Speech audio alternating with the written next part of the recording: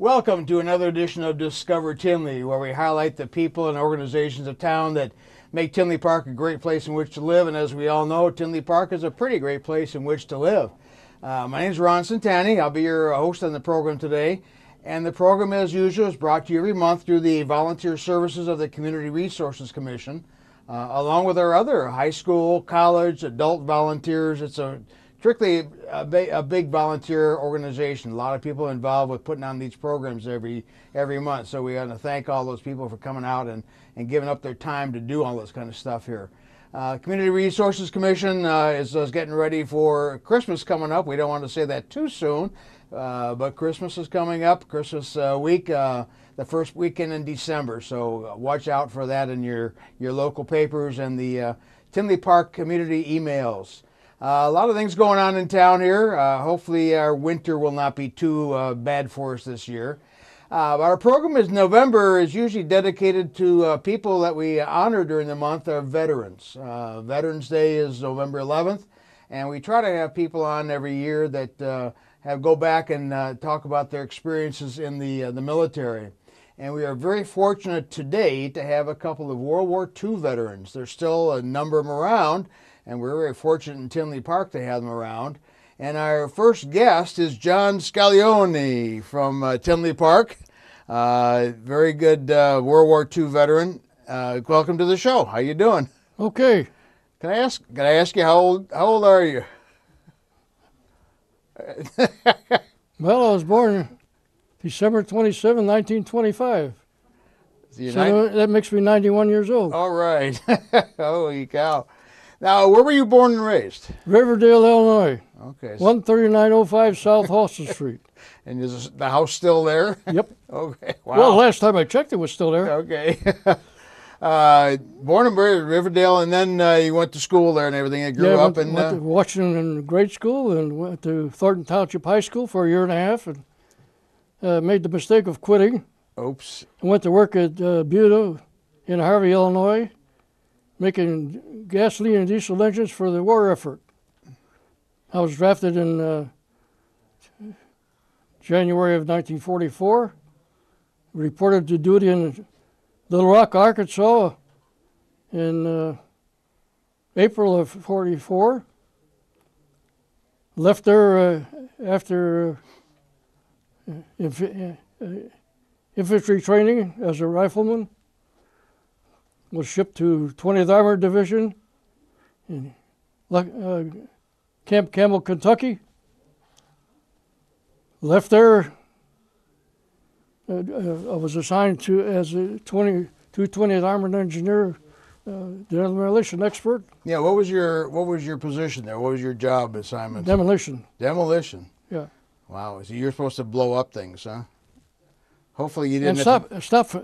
And stop them from blowing up. The enemy from blowing up. Oh, okay. Okay. And then where you went from there? Then you went from Camp Campbell, Kentucky, which is now Fort Campbell, Kentucky. Fort Campbell, yeah. Shipped out in December or January of the last of January of 45. Mm-hmm. Our division left Boston Harbor the early part of February for the European Theater of Operation. And talk about your trip overseas. What was that kind of like on that ship? Well, it was 5,000 of us in the troop ship. Oh, my. And we were layers from one to 5 down, and that was the 5th on the bottom. Oops. Wore a life jacket. I couldn't swim worth a darn. Well, you were in the Army. You weren't supposed to swim in the Army, right? Yeah. Thank God there was no torpedoes. Oh, geez. But that ship was just like a cork. Oh, geez. Oh. I didn't get seasick, thank God, but one of the buddies in my outfit, as soon as he hit his foot on the gangplank, 2 weeks later, they had to carry him off. He was seasick. Oh, jeez. Oh, God. It must have been kind of tight quarters on there to go that. Well, you lined up in chow time and breakfast. Only 2 meals a day. Oh. And it was a continual trip through the mess hall. I bet. Wow. And we arrived in La Harbor, northern France. From there, we were bivouacked just outside of Rouen, which is about 35 miles from Paris, to get our equipment from the ships. We left sometime in April for. Yeah, you went to Germany, to Holland, right? Yeah. Holland and then Belgium. Our first year. And I'm going to show on the, we have a map. Our first. Actually, what I've got here is, John brought this book as a yearbook with all his pictures and all this stuff in the unit he went through, and there's a map in there that shows the route he went on. Our first. You can see where he went. Our first engagement was Aachen, Germany, Mm-hmm. which was very much left of the city. It was completely destroyed by bombers. Mm. The only thing that was left, there was a couple of hospitals and a church. Oh my! And that's the reality of war. Yep.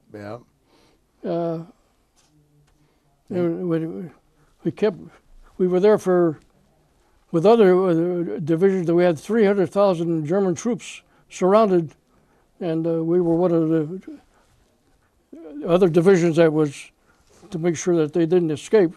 Oh. And so you were guarding 300,000 German. Well, not ourselves, but there was divisions all the way around the Aachen area. Okay.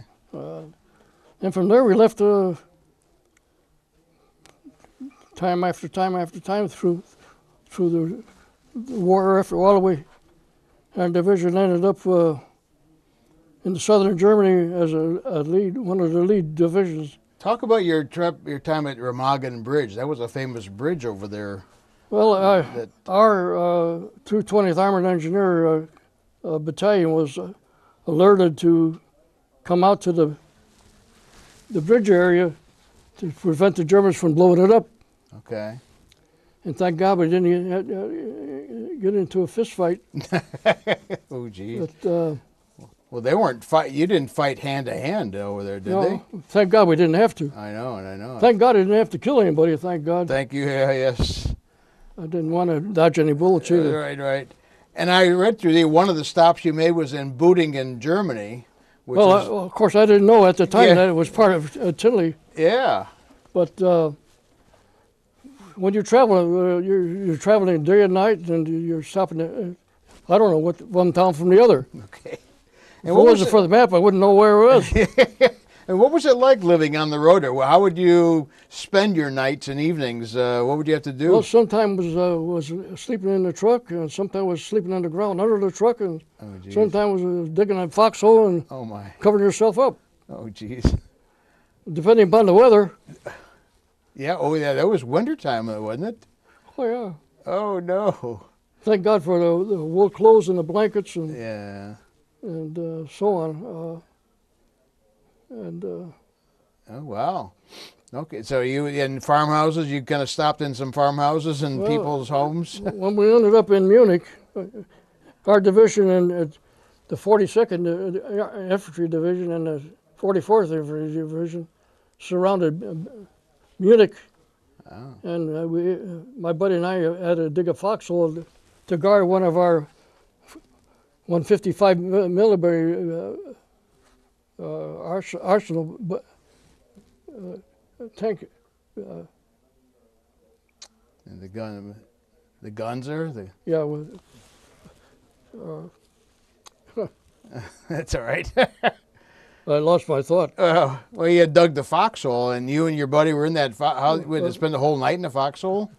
Yeah, we had to guard that 155 howitzer. Oh my that goodness. Was shelling Munich.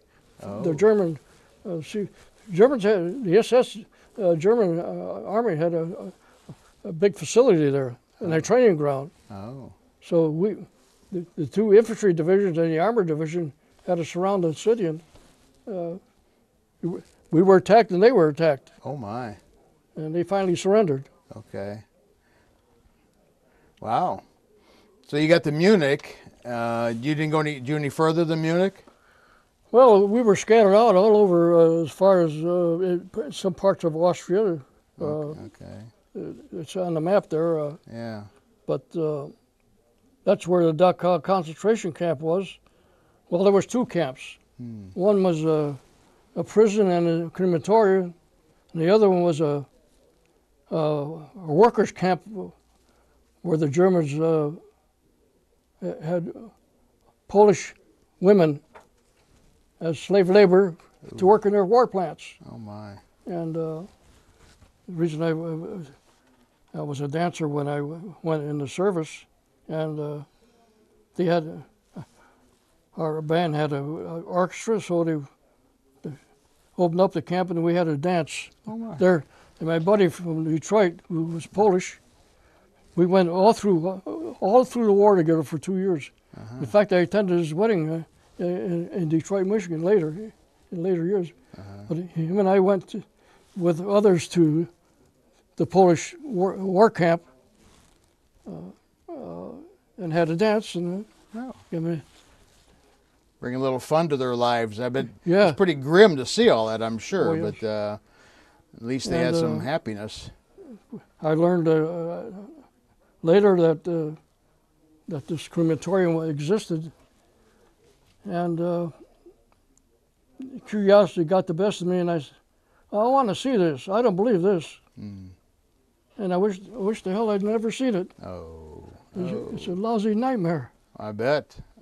That's got to be horrible. And anybody who says it didn't happen, you go to the museum in Washington, D.C., an exact replica of it. Oh, geez. Stacks of skeleton bodies ready to be cremated. Ew. You don't want to see And that. some of these guys that were prisoners were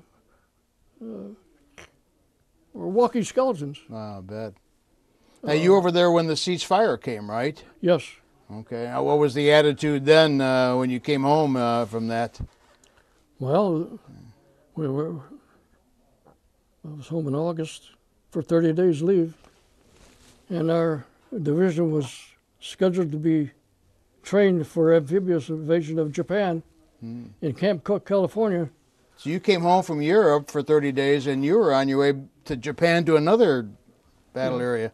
Hopefully, it's supposed to be on your way. Then what happened? Yeah, well, while I was home in August, thank God for Tupman and the bombs, because they expected 1 million casualties in the invasion of Japan. The 20th Armored Division and the 16th Armored Division were the only 2 divisions that were scheduled for the invasion. Oh, my. We were scheduled for an invasion of Osaka, which is on the west coast. 16th was on the east coast of Japan. So if it wasn't for the bomb, I might not have been here today. Wow. And thank God for that bomb. Yeah. And if anybody says that you shouldn't have had the bomb, just think for a minute. If they'd have had the bomb, we would be Japanese citizens. Oh, geez. Or conquerors, or whatever you want to call them. And when you got done with the service, you came back home, and what was your occupation then for? Well, briefly. I joined a union, and I became an international union representative with the United Rubber Workers, which is Rubber, Caulk, Linoleum, and Plastic Workers, AFL-CIO, CLC, CSC. How many years did you do that? 40 years and 8 months. Oh, my goodness. I organized, negotiated contracts, and arbitrated contracts. Oh, my goodness. Wow. So then you retired from there, and after 40 years and 8 months. That was good. That was good. Well, you had quite a career, quite a life, and quite a career. I don't know. It's amazing how you got through all that so well. Well, thank God I have a wife that I was gone weeks at a time sometimes, and she raised the kids. Oh, okay. Thank God for her. Yeah. Well, you must have married the right gal, and she married the right guy. Absolutely. Well, thank you so much for coming. Thank you for your service. Thank you for what you did. Everybody should serve. There you go. Okay. In fact, I wish they would have not abolished the draft, because everybody should serve their country. I'm with you. John Scaglione, a World War II veteran from Tinley Park. Good luck to you. And thanks for having me. Many more years. God bless. World War II veteran. Thank you for the service. It was very interesting talking to John Scaglione from World War II, a Tinley Park resident. And our next guest, also we have a World War II Korea veteran and a Vietnam era Vietnam veteran. All kinds of veterans on our show today. So it's quite an honor to have these veterans. Our World War II and Korea veteran, Jim Wilkins. Thanks for coming to Discover Tinley. Thank you. And Ken Tupman, who is a Vietnam and Cold War veteran. Right. Okay, and they're both submariners. And I was telling him, you couldn't pay me enough to work on a submarine. I give you credit for doing that. Let's talk about yourselves. Jim, why don't you talk about your background?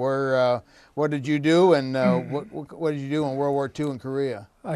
So I joined the Navy in January 1943.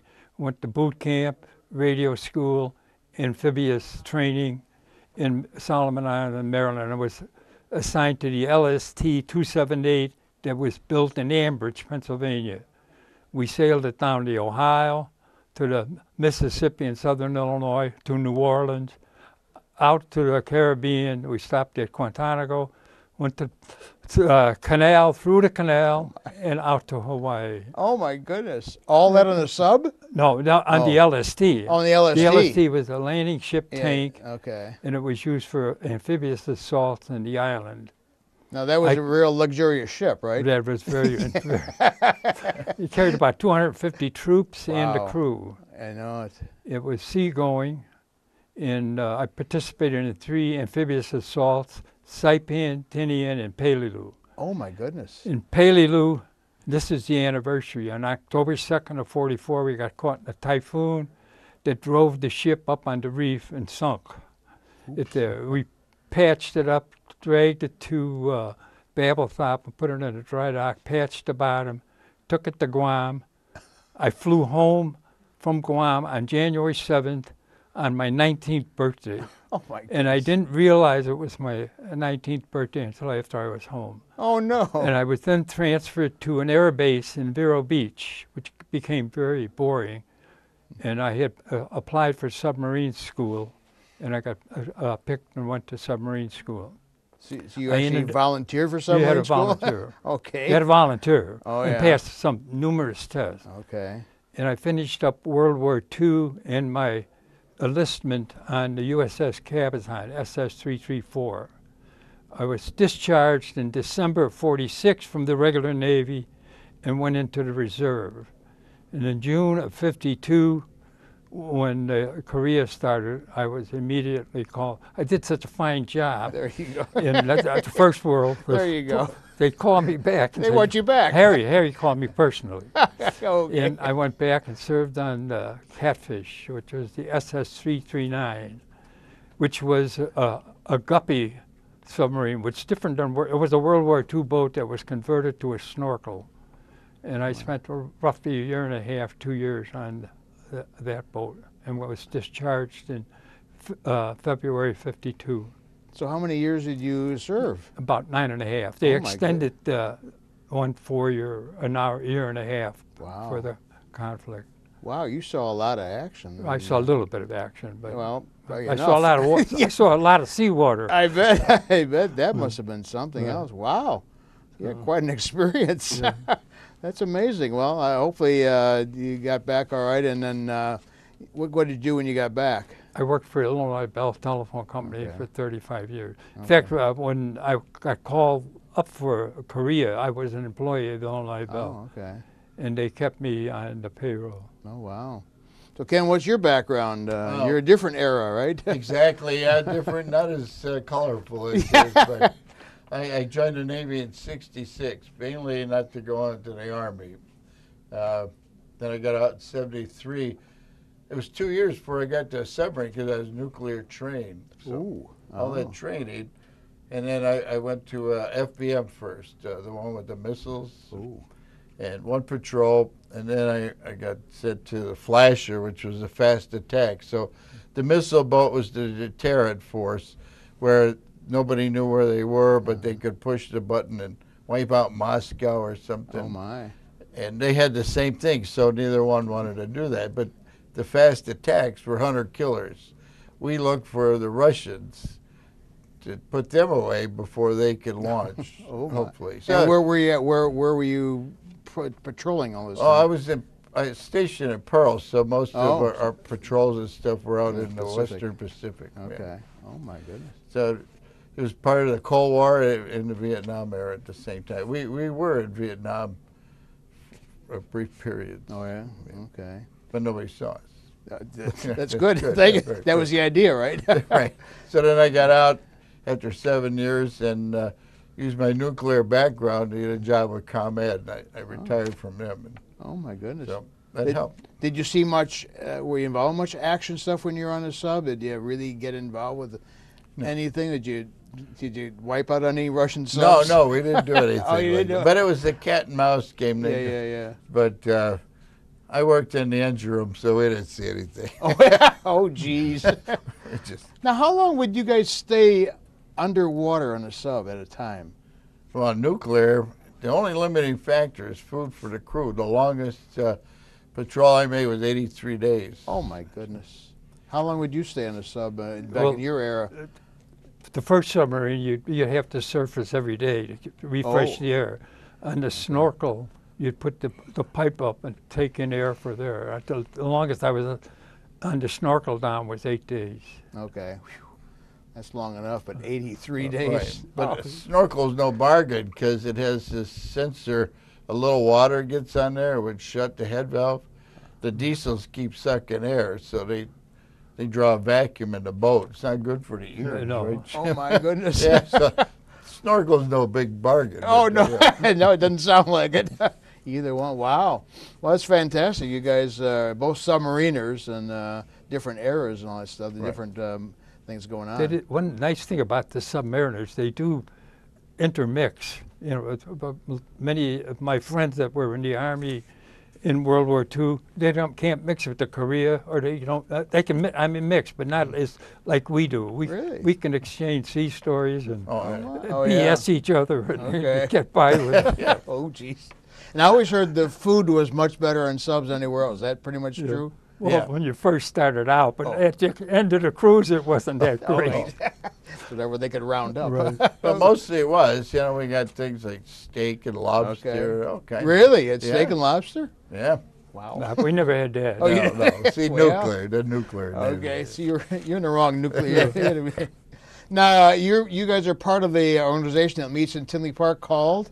Called, well, USS Chicago base, which is, they say base, it's really just a chapter. Okay. And it's part of the national organization, United States Submarine Veterans, Inc. I don't know why they put incorporated in there, but Okay. so nationally we're 12,700 strong. Here in Tinley we have like 75 members. Oh my. It's pretty good. And we Okay. usually get 20 to 30 members in a meeting. We meet every first Saturday of the month. Okay. Now you got a project coming up. That's the reason I wanted you on here, and we got an additional model. Talk Oh, about the project you we guys do. got coming up here. So we there's two bases, two chapters, us and then Crash Dive Base. They're up a little further north. So we combine efforts, and we're trying to raise money and build a memorial dedicated mainly to submarine veterans of World War II, because the silent service, you know, they didn't get the credit. And they sank like 55% of Japanese shipping Oh my. with just less than 2% of the Navy. So and 2 years of bad torpedoes. So we want to honor them, but we also want to have it be a part of past, present, and future submarine sailors, because you don't know what submarines are doing today. They Right. may be over in Korea. You don't know. Right. And this thing, it started out as a small project in Chicago, so just make it bigger. So we picked Chicago because, little known, 28 submarines were built in Manitowoc, Wisconsin. Oh my. A lot of people in Chicago don't even know that. The Navy needed submarines, so Manitowoc Shipyard wanted to build destroyers, but no, you're going to build submarines. So 28 of them were built, and they all came through Chicago, Wow. the Chicago River. Then they went down to the shipping and sanitary canal, into the Mississippi River, and out to New Orleans. And from New Orleans, they went through the Panama Canal and out to war. Oh my goodness. So it's quite a journey. Wow. Now, where's this? Where do you plan on putting this memorial? Well, we got a spot on the Riverwalk in Chicago. So it's a nice spot. It's anybody familiar with Chicago, if you sit on our one bench over there and look through our watertight door, you'll see where these submarines came through Lakeshore Drive Bridge. Oh my. And we have a real submarine door from the USS Trout, SS 566. Not a World War II submarine, but it's the only door we could get. So it's going to look pretty nice there. Yeah, yeah. The whole Incidentally, thing, we don't call them doors, we call them hatches. well, no, it's a door. Doors go this way, hatches go up and down. Then the nukes. Yeah. Okay. Anyway, so it's going to be about 8 by 8. And if I could pull the backside, we listed all 28 submarines that were built in Manitowoc, and we starred the 4 that were lost in World War II. Okay. The last 3 didn't get in the war because the war ended before they get into the mix. Well, before we run out of time, where should people go to if they want to contribute or get information on contributing to this memorial? Well, we have a website. It's www.crashdivebase.com, and there's a link to more information about the memorial. Okay. We also have a post office box. It's Chicago Submarine Memorial Fund, USSVI, Post Office Box 27, Mazan, Illinois 60444. And we have a PayPal account, which is gold601ts@gmail.com. Wow. So you're getting pretty close to what you need? Well, we're getting there. We originally we thought we needed like 250,000, but maybe we can get by with 200, and we're up to 165,000. Wow, so good for you. It's been almost 5 years, but in a struggle, but we keep hitting it. Wow. Well, thank you so much for doing this. Thank you for your service in World War II and Korea, and thank you for your service in Vietnam, and especially good luck to you on the memorial here. Let's hope it comes through pretty soon and we all can see that downtown Chicago. Yeah. And continue good luck on that. Very fortunate to have World War II, Korea War veterans, Vietnam veterans here, and especially a submarine memorial going up in Chicago. So if you can, contact these people, make your donation, and it'd be kind of neat to see that memorial going up in the area there. Again, thanks for watching Discover Tinley, and we'll see you next month.